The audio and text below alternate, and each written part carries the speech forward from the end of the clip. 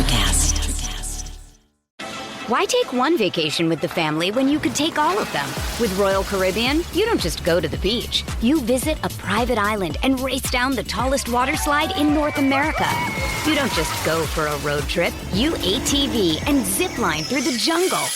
You don't just go somewhere new. You rappel down waterfalls and discover ancient temples. Because this isn't just any vacation. This is all the vacations. Come seek the Royal Caribbean. Ships Registry, Bahamas. Okay, let's get those energy levels up. Dave, I've been, you know that weird feeling when you've been sitting in silence all day and then you like hear your own voice. You're like, but the thing about it is, DK, is that nobody loves the sound of my voice more than I do. yeah. No, I mean, I hear you on that front. It's more just like, hi also. Anyway, I just came to the realization that what was wrong with my brain just now. All right, I'm ready. Energy level's going. I'm ready to talk some football. Lock in. I love doing this. This is great. I love football shows. They're so easy. All right, let's go.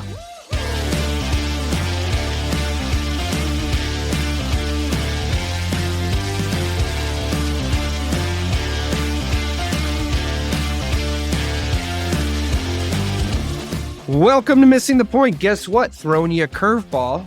That's a baseball reference. That's nomenclature from the baseball world. We're not doing baseball today. That's the second curveball. Strike two. We're doing football again. Got to talking in the group chat about best case scenarios for our respective NFL teams. So Mike and I thought we'd put a little show on to kind of. God, Mike, I think I just had a trauma response when I said little show of like Vic Michaels being like, "Don't say little. You're giving him the whole song. You're not giving him the." I think he loved you, though.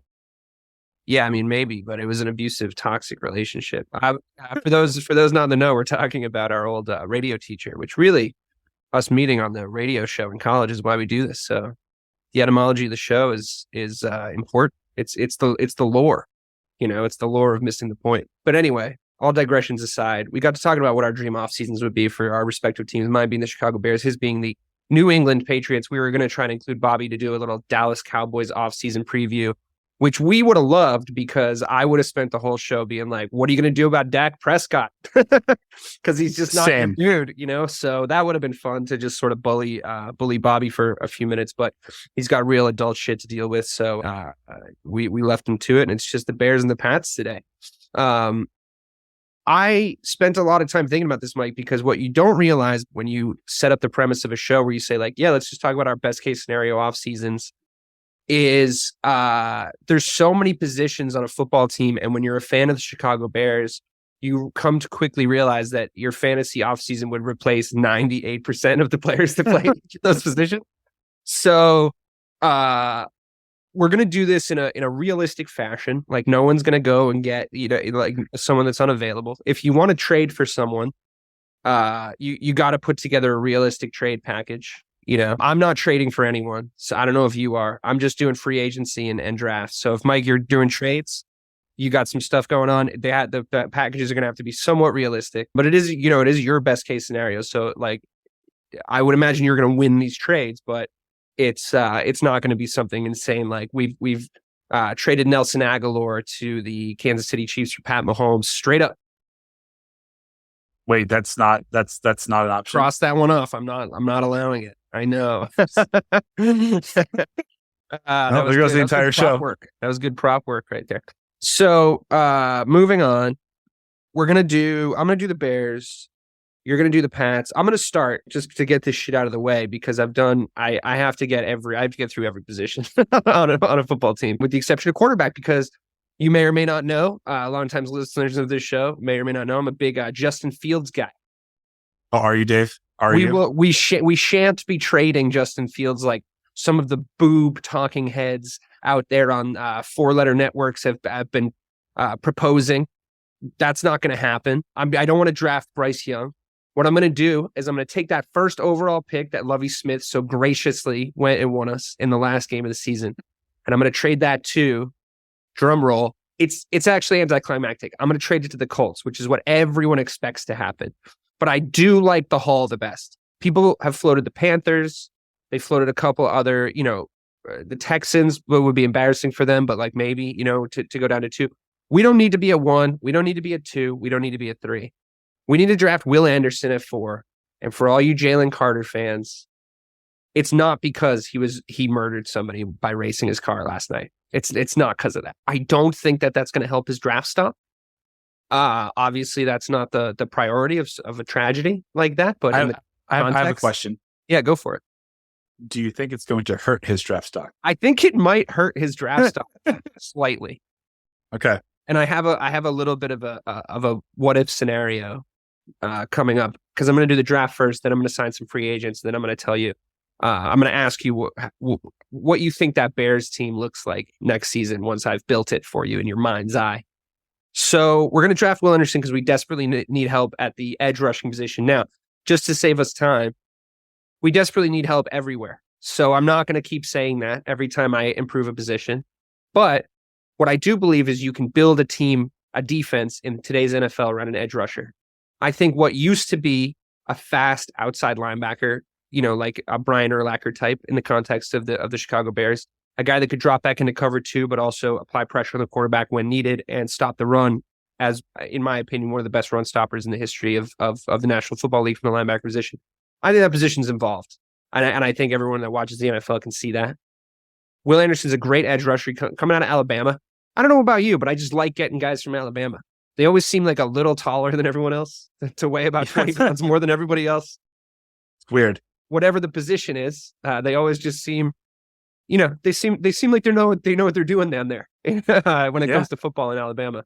So I like that pick. Now, that's not to say that Jalen Carter is not going to be a great defensive tackle in the NFL, but we're also going to get the 35th pick from the Colts, and we're going to get a first round pick and a second round pick in 2024. So that's a haul, right? That's 4 picks. 2 this year, 2 next year. We're not going to deal with next year's picks. But I think with that 35th pick, we could potentially get Jalen Duncan, who's an offensive tackle, which is it's not a pretty position to sign. It's not glamorous. It's not sexy, but you need it. And the Bears desperately need it. I said I wasn't going to keep repeating that, but it's true of everywhere. And I am desperate. But also, how far is Jalen Carter going to drop? Because of that whole thing, because it's pretty fresh. I don't know where it's going to be. Are we going to get him for the 4th pick in the second round or the 35th overall pick? I don't think so. But if he's still there, I think we should draft Jalen Carter because then we get them both. And that's what I would do in Madden. So I don't know why it's so hard to do in IRL. I don't think it's going to happen. So I think if that's the case, then I think we go get what's his knuckles, Jalen Duncan at offensive tackle, because we need to spruce some things up there. 3rd and 4th round picks, no specific names, but we definitely, I think, should go take a punt on an athletic corner, maybe an athletic strong safety. I think we have a good kind of group of really young guys in the secondary, and I think 1 or 2 will emerge as really good. I think that we have Jalen Johnson at quarterback. It's like our one really solid good player, but he's a little injury prone. I think Kyler Gordon or any of these guys, any of these young guys can maybe pop up and have a really big season for us next season, especially if they're put in a defensive core where we go and make actual improvements. What I don't want is I don't want to take punts at the linebacker position. So free agency, right off the bat, we go get Bobby Okereke at linebacker. He used to play for Matt Eberflus already. And we're going to partner him with Quan Alexander from the Jets, because we got $100 million in salary cap. So sky's the limit. And we just build that linebacker core right there. They're going to complement each other beautifully. They've played in Okereke's played in an Eberflus system before, and you can sort of just use him as you bring in a guy from where he used to be, and you use him as a central point to start building the defense around. He's not lights out, but he's young. And there's going to be a theme. Everybody I get is young. Everybody I get is 27 or younger. Everyone. Because we're already a young team. So you got to just start right there. He's young. He's cheap. Same with Quan Alexander. He's a little bit more expensive, but he's also, it's not break the bank type numbers. And you can go get him and then bang, you have your linebacker core. Fucking easy. Now, the bad news is I really wanted Daron Payne, but fucking Washington franchise tagged him. So he's off the fucking board. Draymond Jones is my backup at defensive tackle. It saves you from having to draft Jalen Carter. I think there's a lot of talent in defensive tackle in this free agent market. I think there's a few guys we could go get, but edge rusher is it's so much more rare to have like a Nick Bosa, these aren't guys you can just go find. It's not something you do that people can just do. So I think we get Will Anderson. There's a chance he's Nick Bosa for the Bears. Maybe, but you gotta try on that. You gotta throw a little bit of a Hail Mary. I mean, it's an educated guess, but for free agency signings, I just think you can go get defensive tackles. You know what I mean? We pepper the line with a couple of good defensive tackle signings built around that big signing and Draymond Jones. We're gonna definitely have to. I mean, I am bummed about Deron Payne, honestly, because I was kind of like really hoping that we could just build our entire defense around him. But I think the next best we'll be able to get. We have to improve our defensive line, which I told you. Orlando Brown Jr., Mike McGlintley. It's a hard name for me to say. He's a Notre Dame boy, though. So he's not going to mind going from San Francisco to the Midwest again. He's used to the Colts. So Indiana, Chicago, same fucking difference. They're right next to each other. Ben Powers. And this is going to be our new look offensive line to actually protect Justin Fields, who got fucking eviscerated for the last 2 seasons, which, I mean, it's unsurprising because there's absolutely nobody on the fucking team that can actually protect it. And I think that our center, who got hurt last year, got hurt in the actual first game and didn't play all year. Harris comes back and he actually plays center for us. We cut Cody Whitehair, save $5 million there, and we have a new look offensive line. You keep Cole Kmet at tight end. He's got good good receiving numbers. Now, the big question: weapons for Justin Fields. That's a tougher ask, okay? Because this isn't a wide receiver rich free agency. A lot of people are calling for Michael Thomas from the Saints, sign him for $10 million or something. Oh. I'm not doing it. I don't. Yeah, well, I mean, I think people want him because they remember. This is the thing with wide receivers is if you've had 3 bad seasons on the bounce, but you had 2 good seasons before that, people think of you as the guy of the 2 good seasons when your name pops up in the free agency. And he was good. Quick question though. Yeah. When you say bad seasons, statistically, when he was on the field, he was still good. He just wasn't on the field. I say bad seasons in the sense that you couldn't rely on him. Okay. I think we've already been down that road at wide receiver. And I think we already have a couple of questions at the wide receiver position, most notably Chase Claypool. What does he look like once he learns the X's and O's? I think I'm positive on him. I've seen him be talented. He's young. I've seen his talent and I've seen him be skillful.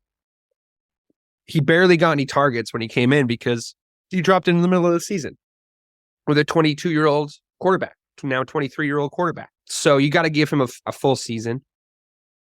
Do I think he's a wide receiver 1? No, I don't. But without trading for Tyler Higbee, which I'm sure you're going to try to do, or DeAndre Hopkins, which I'm sure you're going to try to do, and making that big splash, I think the next logical course is to build a good, smart, young wide receiver core to help Justin Fields and give him a lot of time to go find him. You have to remember, Cole Kmet, good pass catcher, got better towards the end of the season. Another thing I'm going to do is re-sign David Montgomery. I think he helps Justin Fields. As you know, I'm not a huge fan of paying running backs, but I think we can get him for 14. If we get him for 14, people are saying 17 to 20, but I think we can bring him back for 14. If we can do that, that's not crazy. He's not getting paid quite as much as, your Joe Mixons, but he's getting paid a little bit more than your Leonard Fournettes, which is about where I think David Montgomery should be.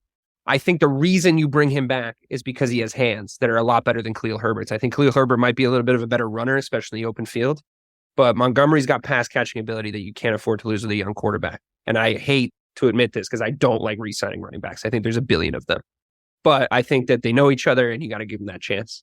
Then, and this might be just to stick it to the Packers, but you go get Lazard. A lot of people down on him. Not Mike, dude. Like, that's just to stick to the Packers. Why take one vacation with the family when you could take all of them? With Royal Caribbean, you don't just go to the beach. You visit a private island and race down the tallest water slide in North America. You don't just go for a road trip. You ATV and zip line through the jungle. You don't just go somewhere new. You rappel down waterfalls and discover ancient temples. Because this isn't just any vacation. This is all the vacations. Come seek the Royal Caribbean. Ships Registry, Bahamas. No. I think he's good. I think he's genuinely good. I think that people are a little down on him because he maybe has some loose lips locker room wise. It's not great how he left Green Bay. Like, even if you're like, I'm fucking done, I think there's a way to do it. But he did do it to the Packers, so that makes me happy. So I'm happy to have him come to Chicago as an extra fuck you. And he's a guy who played with Aaron Rodgers. So you can, that's helpful for a quarterback like Justin Fields, as long as they can like sort of get along and stay on the same page. I know that most Bears fans are probably screaming right now saying, why aren't we, if this is even a hypothetical, why aren't we going to get, your DeAndre Hopkins of the world or your T. Higginses of the world? And quite frankly, it's because we don't have anything to fucking give up for him unless we're giving up draft capital. And I would rather spread those picks out and get solid guys because, like I said at the start of the fucking podcast, we have a lot of work to do in a lot of areas. And I genuinely think if we have an ace offseason like this, we could be good right away. I'm not saying we're going to be like perennial contenders for the next 5 years starting next season, but I think we can be good right off the bat, especially if Fields makes another leap, right? So at this point, you got your wide receiver core is Chase Claypool, Lazard, Equanimeous St. Brown, who is probably the worst of the two St. Brown brothers, because I really am a fan of Amon-Ra. And fun fact, we were watching I had Amon-Ra on one of my fantasy teams last year, and the wife and I were watching football, and I was like, the St. Brown brothers. I was like, Amon-Ra, interesting name. And Leah was like, yeah, I wonder if they're really into Egypt. And I was like, well, if you look at their ages, were the parents really into Egypt, or did they just go see The Mummy in 1999 and then have kids and name them based on the 99 Mummy, not necessarily just being like Egypt's Scientologist? Because that movie was fire. Don't get me wrong. That movie was absolutely sick. It's definitely The Mummy, bro. And yeah, we looked it up, and the timeline fits. They went. They got their ass blown off by The Mummy 99, starring Brendan Fraser and Rachel Weisz, looking absolutely fire, like peak Rachel Weisz. The bald guy being all creepy, playing Imhotep, and they went home and they made babies, and then they named their babies Egypt names because everybody was into Egypt after they saw that fucking movie for like at least a year. So that's definitely what happened. But anyway, we got Equanimeous St. Brown. Now, another big thing we got to do. This is huge. We got to extend Darnell Mooney. We have to. He's the best chemistry receiver with Fields by far. He got injured in week 12, so shit happens. But we need to give him a full season we need to give Fields a full season with his favorite receiver. That's just the way it's got to work. I think I think Braxton Jones can still make it into the offensive line. I think we cut Cody Whitehair. He used to be awesome. But, we've got Patrick at this point. We've got Jalen Duncan out of the draft. We got Ben Powers, I mentioned. I think there was one more offensive lineman that I really wanted to. Oh, Orlando Brown Jr. Yeah, I already said him. So, that offensive line is looking nice. That's given Justin Fields time to become the quarterback that I think that he can be. And I'm not looking to make the Bears into, like I said, I'm not looking to make them into a 13-win team next season. I want them to win 10 games, best case scenario. And I think that if I go and I get all these guys with this great edge rusher, again, a rookie year, give him some space, with this great edge rusher, with a team built by the guys that were tasked and asked to come in here and build this team, finally with their own presence on it, especially on the defensive side of the ball. Eberflus is a defensive coach. He's got Okereke in there, which is his guy. He's starting to put his stamp and his identity on the team. And Poles trusts him and goes and gets him the guys that he should, re-signs the players that should be re-signed, and you just at all costs with the big offensive line revamp, you protect Justin Fields and you make sure he plays a full healthy season. I want him to be one of the least sacked quarterbacks instead of one of the most sacked quarterbacks. I want him to be able to practice throwing the ball without having to run it when the play breaks down, and I want him to not get hurt. So if we can make that happen, we can start to turn this team into a winning team. It's going to all depend on what we do with that first pick. It's going to all depend on if players want to come here, come to Chicago. When I was a kid, it was a place that players wanted to be. I don't know if it is anymore. I don't know what the landscape looks like.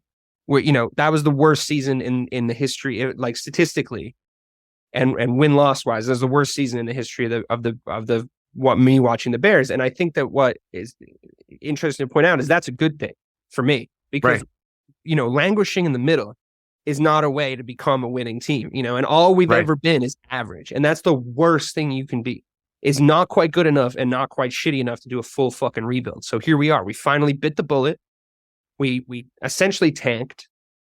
We somehow got the first overall pick, and now we're in power position to improve the team. And I think they need to start doing it aggressively and right away. They need to spend that fucking salary cap, make the smart cuts of the older guys like they've been doing. We'll get that second round pick that we traded for Claypool back if we get that Colts package that I'm talking about. Dream scenario. Build that linebacker core out of free agency. Build the safeties, put more young guys in the safety and in the whole secondary essentially. And get a good wide receiver in, keep the running backs there, and give Justin Fields a chance to succeed, which is the philosophy that I've been expounding on since we got the guy. It's like, I want to win and lose on this guy. I want to do it. And if he's not the guy, he's not the guy, but this is what I want to do. So with that being said, if I get everything I want on my wish list, Mike, do you think I get to my 10 wins? Now keep in mind the division that I'm in. Yes. I will be in an Aaron Rodgers-less, Kirk Cousins division. That's all I'm saying, right?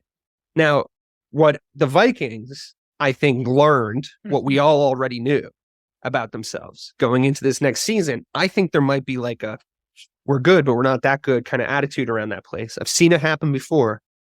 And I think that they have to know on some level that they're never going to get there with Kirk Cousins.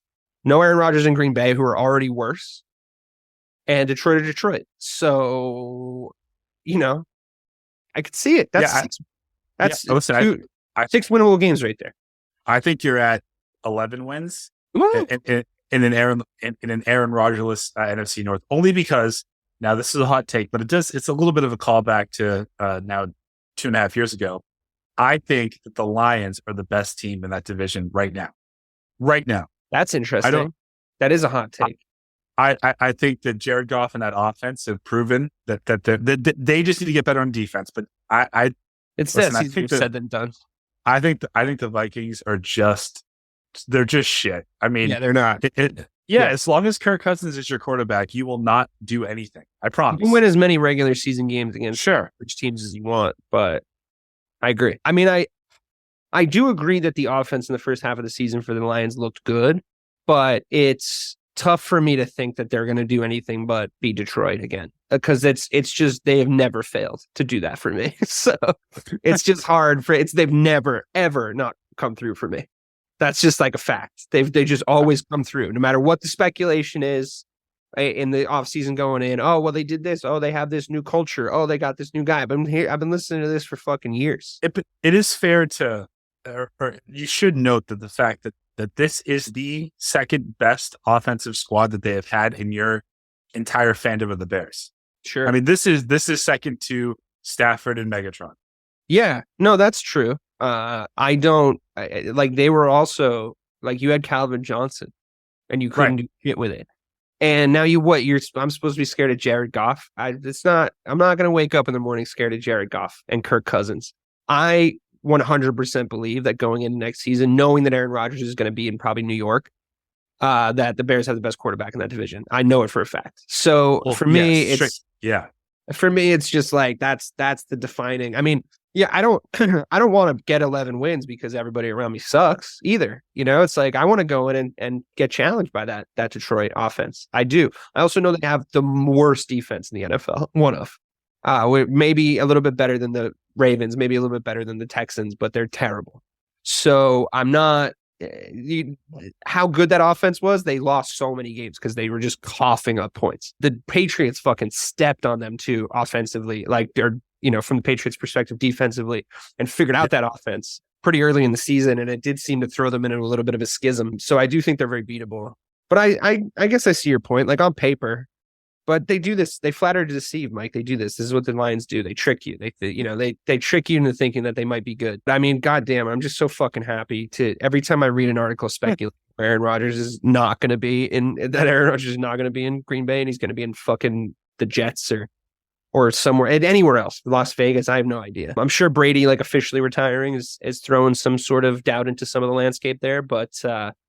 Yeah, I mean, if you're giving me 11 wins, that's fucking great. And I do want to obviously talk about it once we officially make all these moves, or like some of them or none of them or whatever happens. And we will do an official preview. But yeah, I think this is like a pretty decent wish list and a representation of the Bears fan base. I think that a lot of people would agree. I think the one sticking point for a lot of people is probably going to be not going to get a big name wide receiver. But I don't know if I want to break the bank on that yet. Maybe you just save a little salary cap. You wait until Stephon Diggs is sick of fucking not winning in Buffalo and his contract is up in a couple of years. And then Justin Fields is 25, 26 and he's legit and guys want to come catch for him. And that's when you go get your wide receiver. And that's the last piece is how I'm sort of picturing it. So, but you got to give them guys to throw to. So I think Lazard, Mooney, Claypool, Kmet, Montgomery, those are all good hands to throw to. So, don't yell at me, Bears fans. I know I can be a little conservative in these situations, but, don't worry if you're concerned about conservative stuff. I have a feeling that Mike's going to hit you with a complete Patriots revamp. First on the agenda. Joe Montana's put through a time machine, and now he plays quarterback for the New England Patriots. No, please, Mike, take it away. What's happening with your England Patriots this year? All right, so the biggest needs going into 2023 for the Patriots are wide receiver, I would say safety, and offensive line help. It must be nice to have like Jones. A needs list that isn't like just the whole team. But yeah, go ahead. Well, the problem here is, Dave, is now that when you say things like that is I'm assuming that the Patriots defense is as good as they looked to be last year. And I don't know that because we've been tricked now 4 straight years with them. But here's what I'm going to do. This is a setup for a bigger move. But the New England Patriots are going to trade their third round pick, number 76 overall, their fourth round pick, 107th overall, and their next fourth round pick, 135th overall, to Bill Belichick's best friend, Josh McDaniels of the Las Vegas Raiders, for the second round, number 30 overall pick.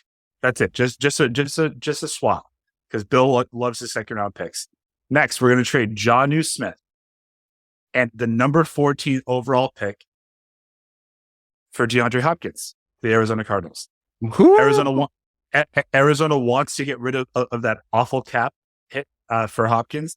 The Patriots have $93 million in cap space this year. So that's actually a lot. The Bears have 99, and I thought that was a shitload. So you're paying, wait, but Belichick doesn't like going to get the DeAndre Hopkinses of the world. He loves DeAndre Hopkins. I know, but he doesn't ever go do it. Like he did it with Moss, and that's it. And he did it with Ocho Cinco, but only because Ocho Cinco got cut. That was past. He was past his prime, though. Yeah, So, but this is all realistic. So, number 14 overall in Jonnu Smith, who makes $10.6 million a year for DeAndre Hopkins. So now that behooves the Arizona Cardinals to do that. Okay, so now they have D Hop. I'm then going to trade my 2 second round picks and a 4th round pick for T. Higgins. Wow, you're going to get both of them. It's all doable based on the cap. I read the numbers here.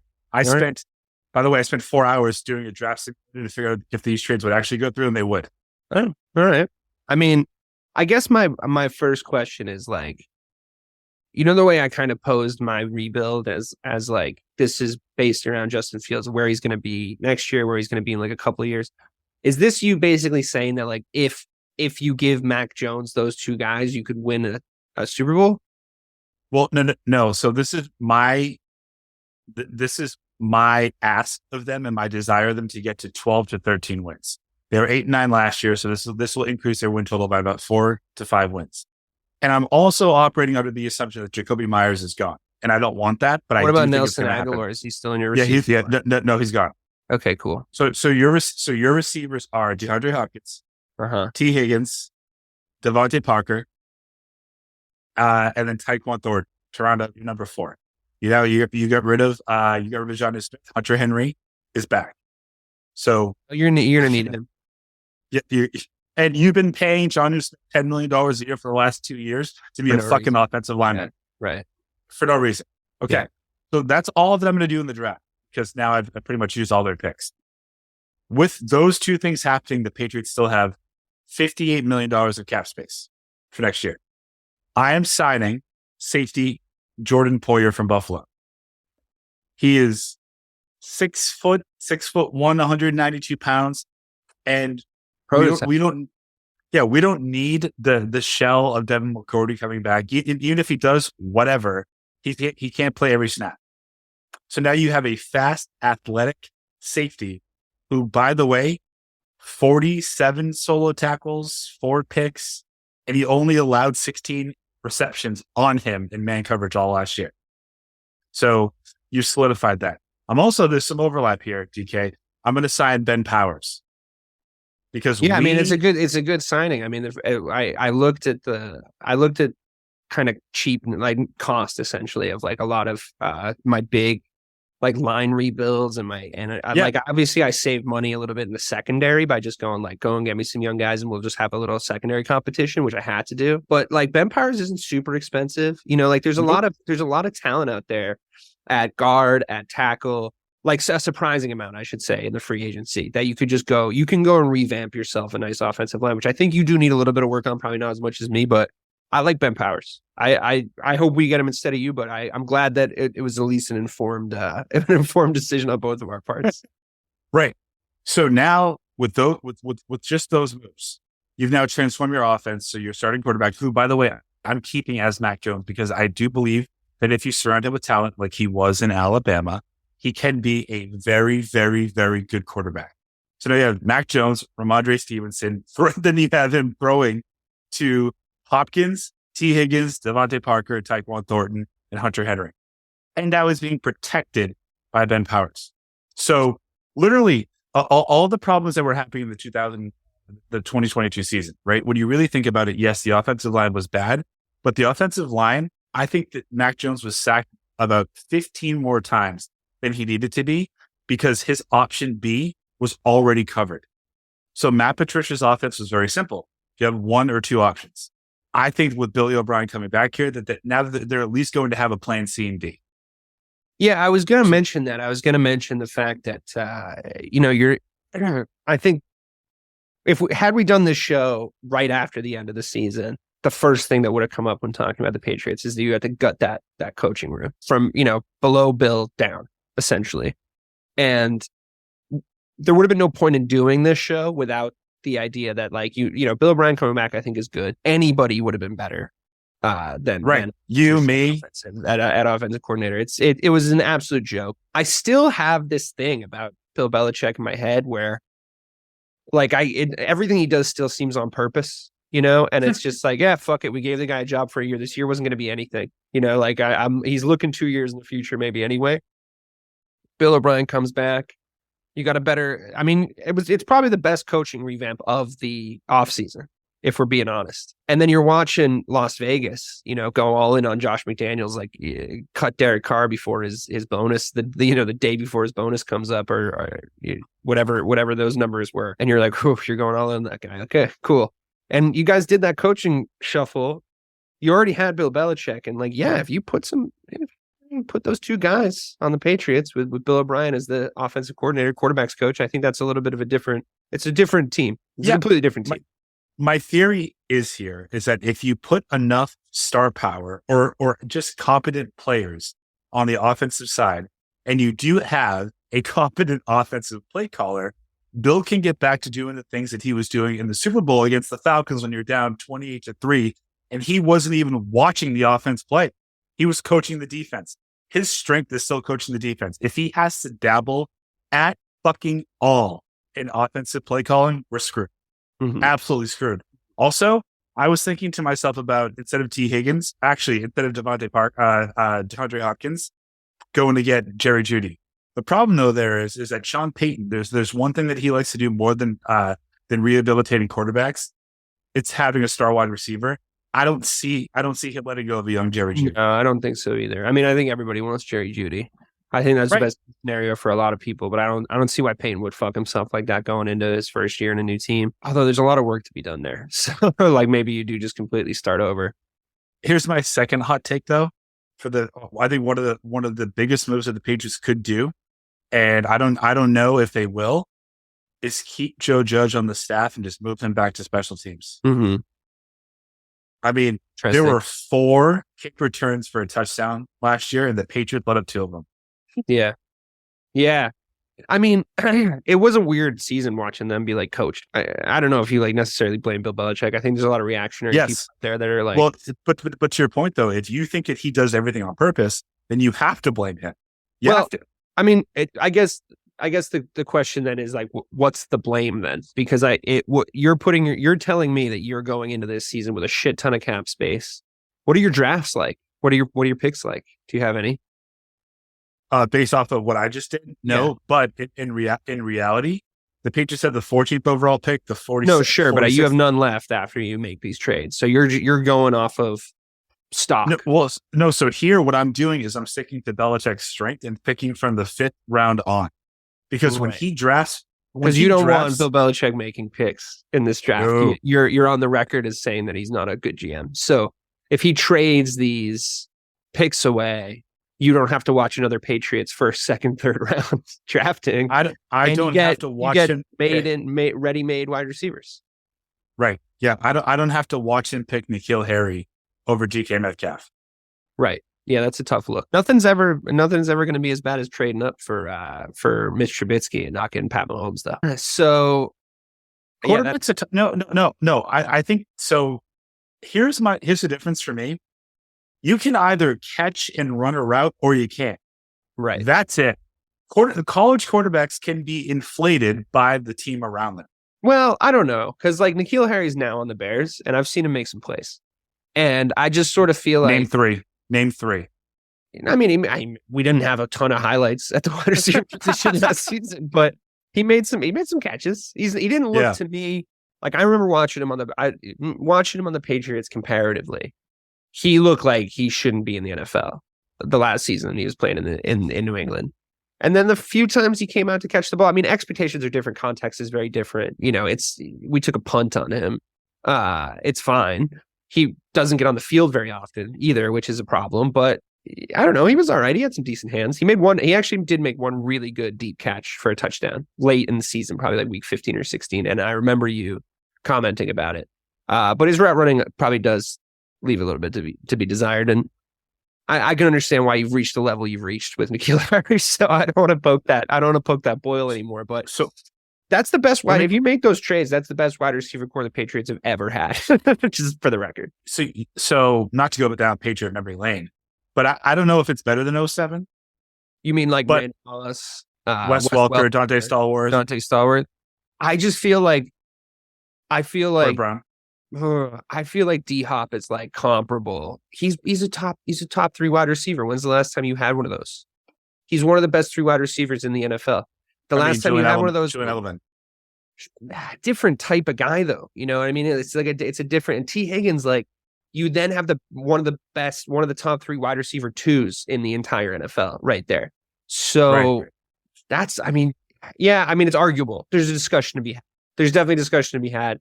I think that discussion probably ends when you remember then that Tom Brady was thrown to that 07 core and Mac Jones is thrown to this current one that you've outlined for us. But it would make Mac Jones look like a top 8 quarterback potentially. If this, he could be the 8th best quarterback statistically at the end of next season if you make these changes.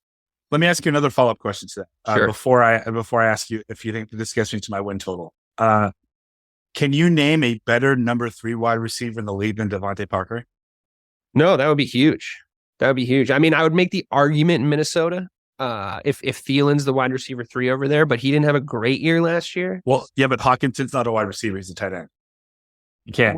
We can't count. We're not just counting hands. Like Kelsey doesn't count in Kansas City, because like he basically plays receiver, and that makes their 3rd wide receiver Valdez-Scantling, who's like pretty fucking good.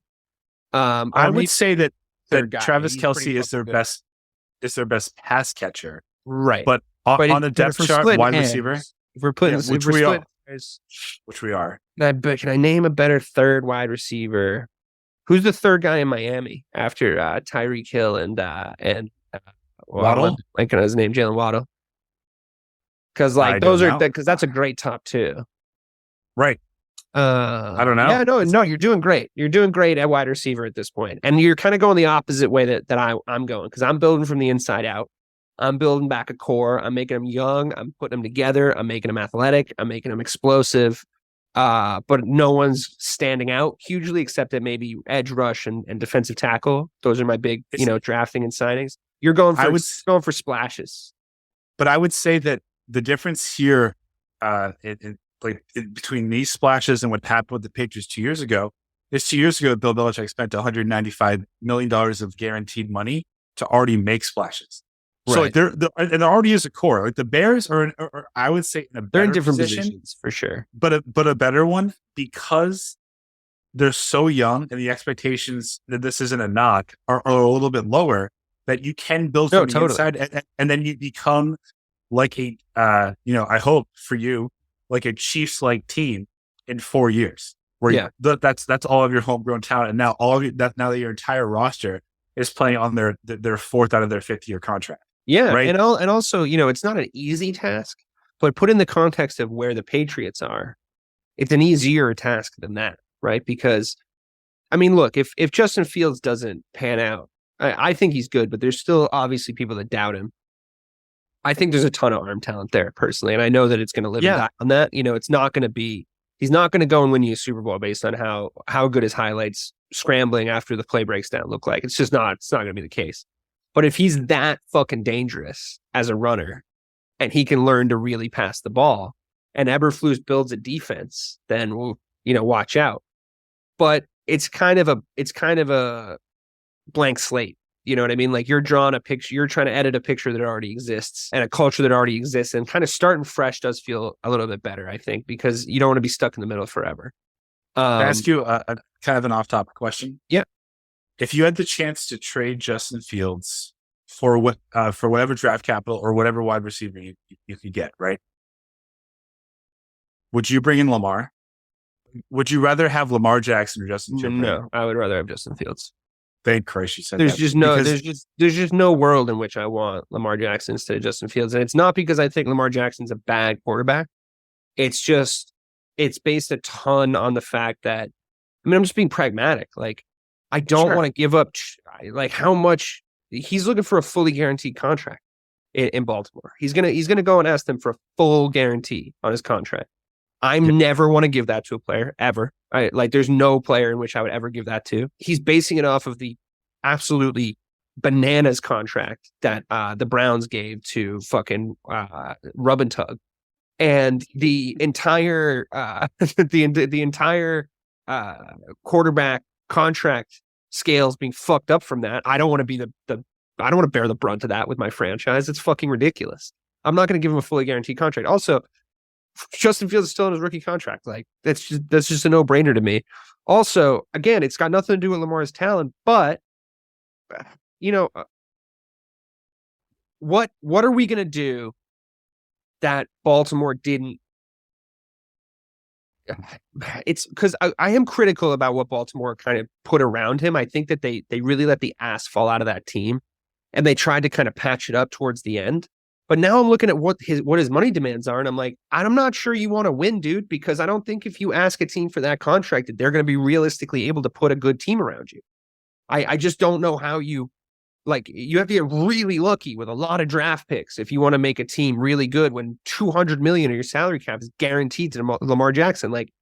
And then there's a chance if he gets hurt or he gives up and he doesn't want to play anymore and Russell Wilson's your fucking team, then and all that money's guaranteed. Like, there's no year where you can cut him in the offseason and get some of that money back so you can actually start trying to make moves to be a winning team again.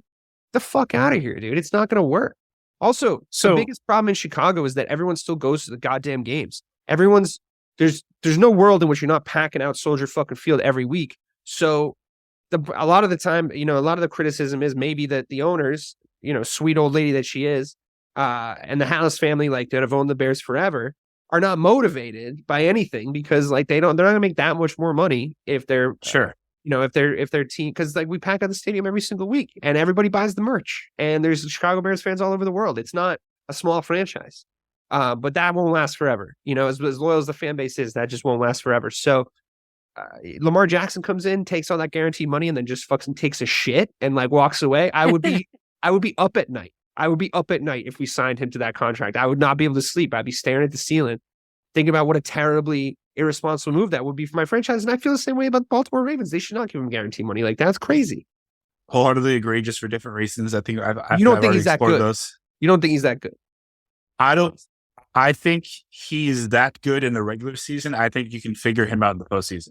Yeah, and I think history is on my side there. Yeah, there's a definite argument to be made for that fact. But I do have a question, just as an innocent bystander, knowing that your skill position isn't that great, right? So, I mean, I think it's, like I said, I think it's a little underrated. I think Chase Claypool can make an impact. I think Darnell Mooney can have a better season than he had last season. I think David Montgomery's a top 10, probably 11th best running back. I think Claypool could be a really good number one if he had a solid number two. And I think Tooney's one of the best number threes out there. My question to you is, knowing that Juju Smith-Schuster was only making $3 million a year in Kansas City. Yeah, that's crazy. Why wouldn't you take a flyer on him as your number two? I would take him. Yeah, no problem. Right? Because then is he available? I didn't see him on any free agency board. He's a free agent. I thought they were going to trade him back or sign him back. I mean, they haven't. That's interesting. Well, they can't. Free agency starts on the 10th, right, or the 14th. But I mean, if in your fantasy world, yeah, I would take him. No problem. Because that's the thing that I've been Lazard, or you take them both. Okay, so that's the thing I've been wrestling with myself too, right? Is that sounds naughty, but like if he made $3 million this year and he had a pretty good year, yeah. Well, let's just assume that he's. It's not even that much of a flyer. Like, he got better as the year went on. Let's just assume that he wants to make like double or even triple that, $9 million a year. Yeah, $9 million. And if Michael Thomas is 10, I'm taking Juju at 9 over Michael Thomas at 10. You know what I mean? Like, all day. It's a no-brainer. That's an absolute no-brainer. Yeah, I would definitely take that. And actually, I like the look of the skill positions if we get Juju in. I know my fantasy skill positions are a little underwhelming, but again, I'm trying to limit pressure. They're practical. I'm trying to limit pressure on Fields. What I don't want is I don't want 10,000 tweets to the effect of, oh my God, you gave him DeAndre Hopkins and look like he threw 2 picks today. Like, I don't want that. Like, he's 23. We're in the age of the fucking internet. He needs a little time to get used to the place. We need to give him a full season of being fully protected by a good offensive line so he can like learn the X's and O's, up his completion percentage. Like, I know this is going to sound a little preposterous, but I genuinely believe that he could have what probably shouldn't be, but definitely is the qualities of an NFL MVP season. Like, what you want, what the NFL decides is the most valuable player of the regular season, to me, is not what I don't think what the award should be. Like, I like the parameters of what they clearly think is the MVP, or how they clearly decide is like not what I think. I think the best player of the season should get MVP. I think that there's a definite perspective in the NFL where it's like, I think there's a little bit of a popularity contest that goes into it. I think there's a little bit of a highlights contest that go into it. I think it's like, who is the most exciting, who sold the most jerseys. Like, the NFL is a well-oiled machine. Like, naming an MVP is an algorithm for them, and that's just a fact. I think that Tom Brady, he has what I call the LeBron James curse. I think that Tom Brady could have won 10 MVPs. To be perfectly honest with you, if you look back on those seasons and you go, why were the Patriots good? Who was their most valuable player? And who was who was the most valuable player to their team? Who would need, even look at it even more literally, who would need the most value traded for them to go get them? Who would need the most things traded for them to go get them? So Pat Mahomes, in my mind, has been the MVP for the last 5 years. But not on those parameters. I could see Justin Fields having a fucking bananas season where he's on the fucking Sports Center top 10 every week. And the NFL goes, Oh, those Justin Fields jerseys are selling like hotcakes. Oh shit, those are our editors are having a real easy time cutting together promos for like these games. We got to get him on national television. We got to give him the MVP award, and I could see it happening. So yeah, he has a guy like Juju, those skill positions, that kind of stuff. Also, we would ask him to do something very different than Kansas City asked him to do. We would ask him to be himself. I think a little bit more like how he was in right. Pittsburgh. I would be excited about that, definitely. And also in my mind, I'm trying to sell you on this. If you have a solid borderline number 2, number 1 receiver, or like Juju, you've now taken the pressure off of Claypool. Yeah, you've now allowed. Well, I think to your point, honestly, about Claypool, to your point, I don't think he's a number 1, but I think in reverse, I think he could be a really great number 2 if we got a really good number 1 in there. If that makes more sense, right? Like I don't think he's a number 1 wide receiver, to be honest. If you have Claypool, Juju, and Tooney on the field, you can't double either of them. That's true. I mean, we've already seen that work. We've literally already seen that work with like a fucking floppy arm Ben Roethlisberger. Yep. You know what I mean? But then to your point, to protect Fields, Kmet's there. Yeah, like just like Kmet take all the underneath routes all year long. Yeah. But that will increase it. That will increase. Give him that draw. Give him that check down. Right. Give him that check down option. Give him the run pass option. Run a zone run. Right. With the offensive lineman, I'm talking about going to get. Yeah, we could be at least fun to watch. I mean, we were fun to watch last year just because of Justin Fields. It'd be nice for them to be fun to watch because of a few guys. Yeah, I'm with you. Let me ask you this: redraft Mac Jones and Justin Fields draft again. You still want Justin Fields, or now that you but now that you put all those guys around Mac Jones, this keyboard right here is a replacement keyboard because I smashed the other one when the Bears traded up to draft Justin Fields. So yes, I think there was this whole like, there's never been a good Ohio State quarterback. Sure, there hasn't been a Justin Fields in a very long time. Yeah, I agree. I mean, that's so stupid too. It's like there isn't a good quarterback to come out of that college until there is. You know what I mean? Right. Like that's right. Like, and everyone's like, oh well, Mac Jones threw for 4,500 yards and amazing completion percentage. Look at who he had. Yeah, Devonta Smith, Jalen Waddle. I mean, yeah, but give him some weapons in the NFL. Your point is a valid right. one. You got to put him in those not the same circumstances, but if he's proven a couple of things, which is I think that his mind works at an NFL level. I think that his arm talent can make him serviceable, but I agree with you, not in a situation where he doesn't have anybody. He's not. There's 4 or 5 guys that can be great without any real weapons, and I think that the problem in New England is that you had one of those guys for 2 decades. Right. And I think that people's brains are not adjusting to the fact that you don't have that anymore. And a lot of people look at Mac Jones and say, like, just be better. Just be Tom Brady. You know what I mean? But also, it's not going to work. It's not going to work, dude. I'm not. This isn't reimagining the wheel, right? The top SEC quarterbacks in college usually falter when they go to the NFL because they don't have talent around them. Sure. The 2 most prominent quarterbacks out of the SEC. In reverse though, right? They don't falter because they don't have talent around them. They're asked to do a thing that they've never had to do before because all the best skill position players came out of teams they either played against or played for, right?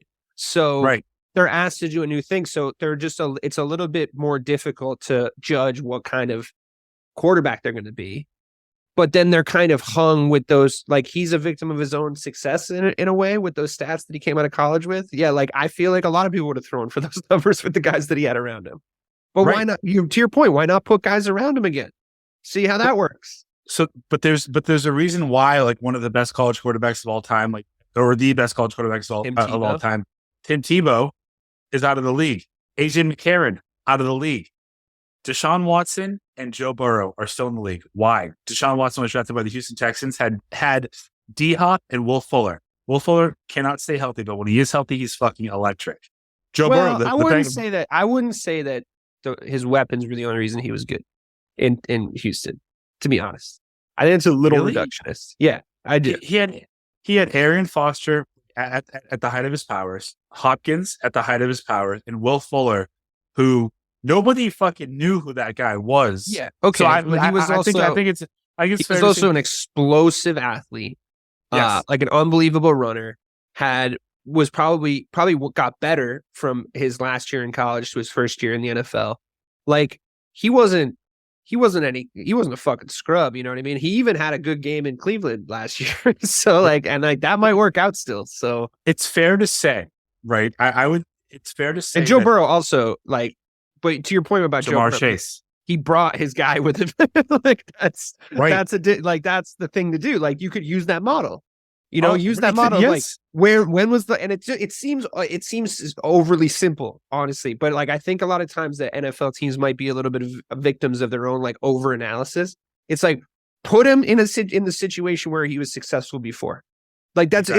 It's a completely valid point because Joe Burrow. Yeah, he's great. I'm not knocking Joe Burrow. I think he's going to win a fucking Super Bowl sooner rather than later. I think in the next 3 years, we see a Cincinnati Bengals Super Bowl, to be perfectly honest with you. Probably 5 years before Josh Allen does. I don't know if Josh Allen's ever winning a Super Bowl, but I'm going to save those takes for next season. You just give me a boner. It's not, honestly, the telltale, the necrosis that is set into that Bills team is worrying. I would be worried. I think that there's some people have evaluated and pinpointed things to make them lose in key situations. And it's not a good look for Josh Allen. And he needs to get his head right. But anyway, it's not what we're talking about. Point being, I think Mac Jones is above average as a quarterback. I think he's got arm talent. I think his best talent, and I think this is why the Patriots drafted him, is that he's smart. I think that he makes good decisions. I think he gets quick-sanded from time to time. And I do think that he definitely does have that if it starts going wrong, then it goes really wrong thing. But I think to your point, you can put him in a position where it never starts going wrong. Because Belichick sort of started protecting him from that anyway, right? He hasn't let him hang himself in a while.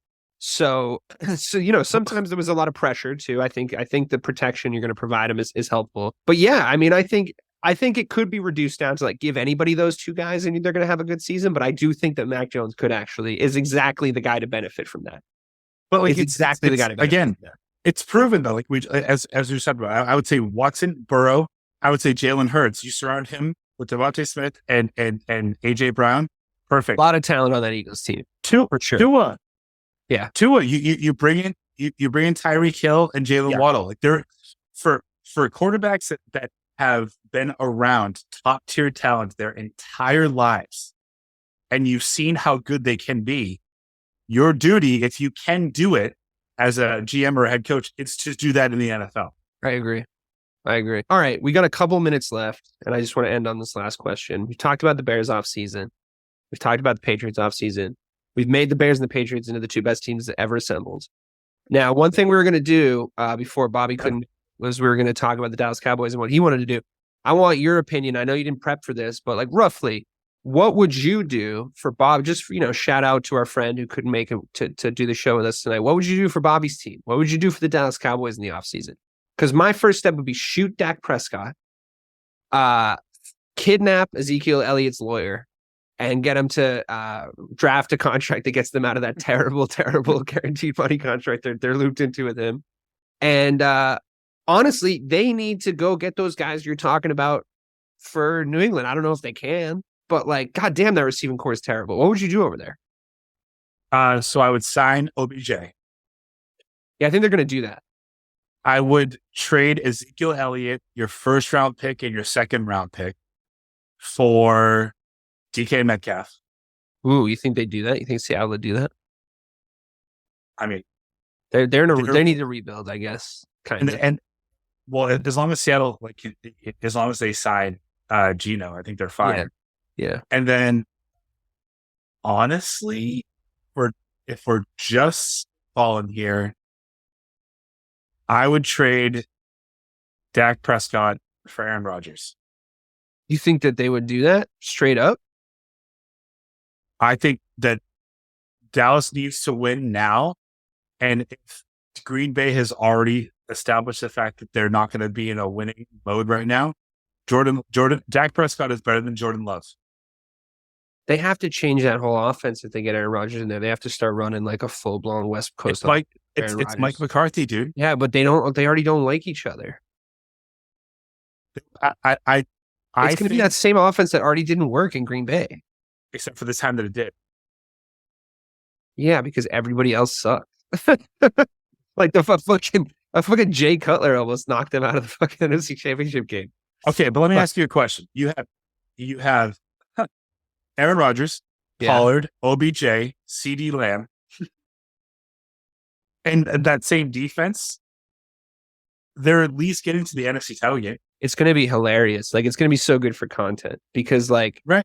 Aaron Rodgers is like so dysfunctional in his own brain, and the Dallas Cowboys are just like such drama queens that, like, I just think it would be hilarious. I would have no idea. It could go really well, like on paper, talent wise. Yeah, there's a lot of talent there, but goddamn, that could go tits up so fast.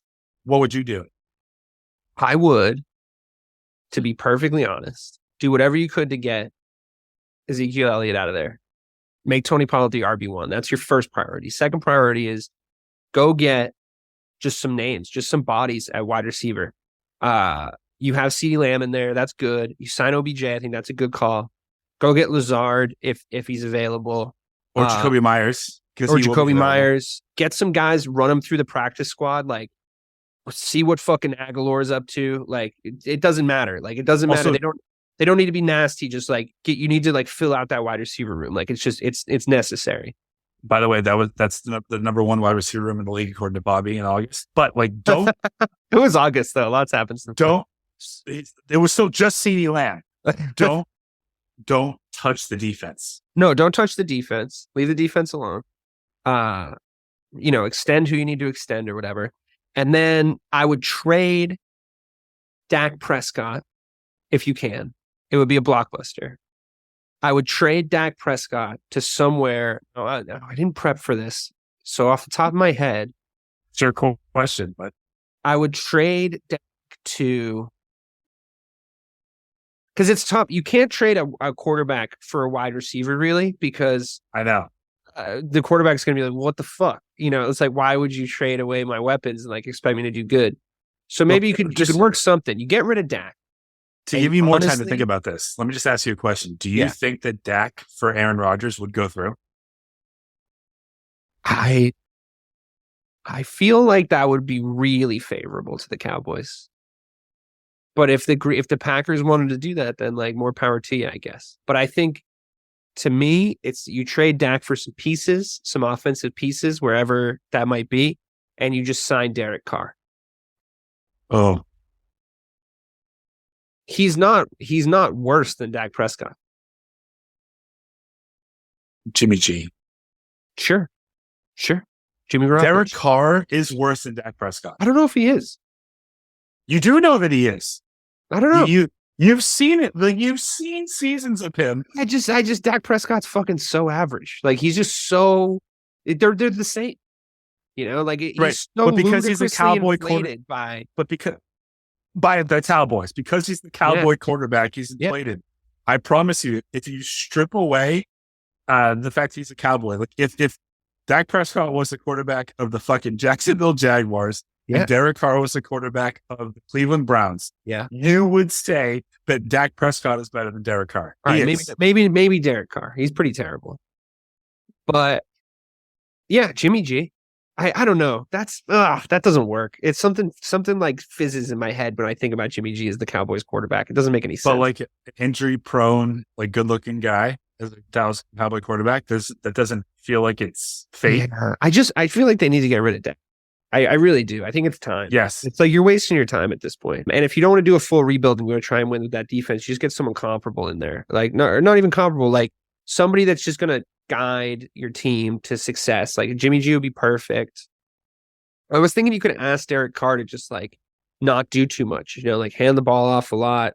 I don't think you're paying him what they were paying him in Las Vegas, even close at this point. So like, great. You get him on the cheap, probably cheaper than Dak. Give him a few weapons, like you said. Yeah, Jimmy G would be a better sign.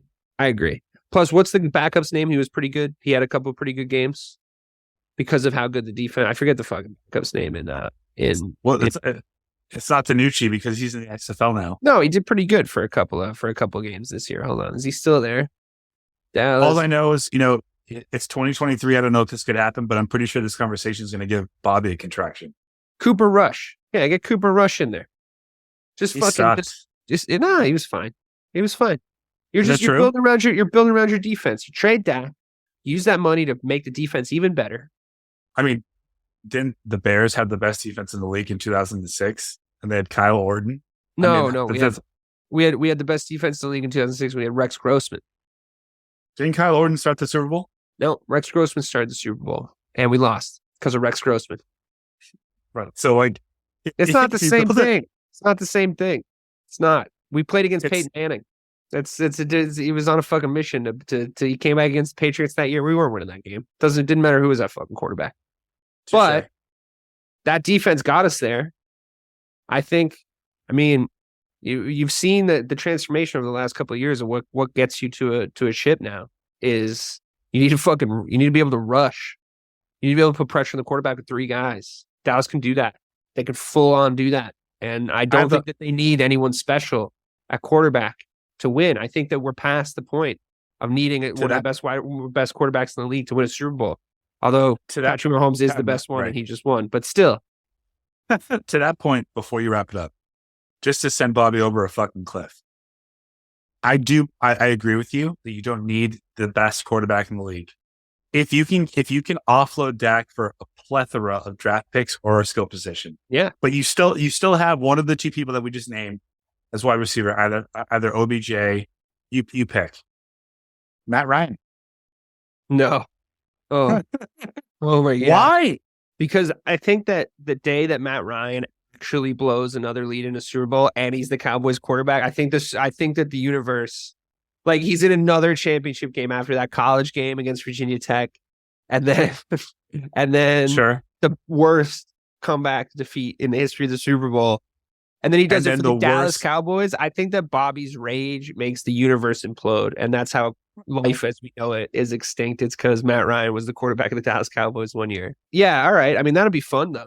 That'd be fun to watch. So fun. Yeah, I think Jimmy G would be a best case scenario in there. What about you guys getting Jimmy G with all those fucking weapons that you want? No, it's not. You're just sticking with Mac, the Mac attack. Okay, so Mac is a proven winner when he has talent around him. So just put talent around him, and he'll win. And he'll win. Yeah, and Jimmy G's not going to stay healthy, so like you don't really want to you don't want to hang your hat on that. Right. On that guy. It's proven at this point. He will get hurt. All right, cool. Well, I think we both made our teams better. Hopefully, when I send this recording over to our respective GMs, they take a listen.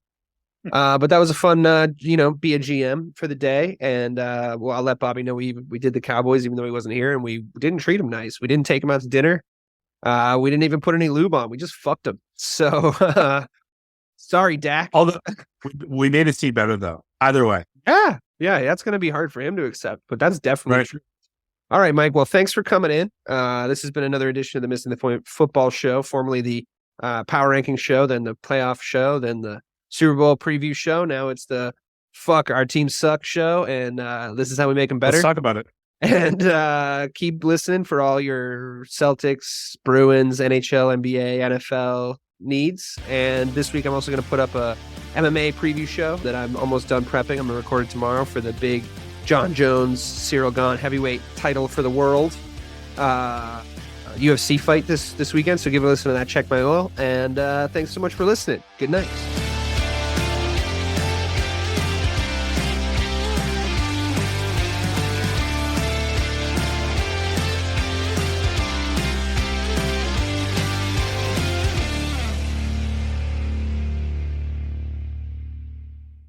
Welcome to the Reverie channel, where entertainment knows no bounds. Live concerts, on-demand music, documentaries, and short films, all in stunning HD. Now on Roku TV, Apple TV, and Amazon Fire. Immerse yourself from home. And on Android and iOS for those on the move. Support creators with crowdfunding donations. Fuel their creativity. Join us in shaping entertainment's future. The Reverie channel, where every view, every donation matters. Are you passionate about saving the planet for future generations? Do you want to learn how to do it? If yes, then you need to tune in to the Nature Backed podcast. It's a talk show covering the changing world around us, from renewable energy, sustainable agriculture, circular economy, to ESG and social innovation. Don't miss this opportunity to discover how you can join the movement and make a difference. Subscribe to the Nature Backed podcast today on your favorite platform and get ready to be amazed. Electricast.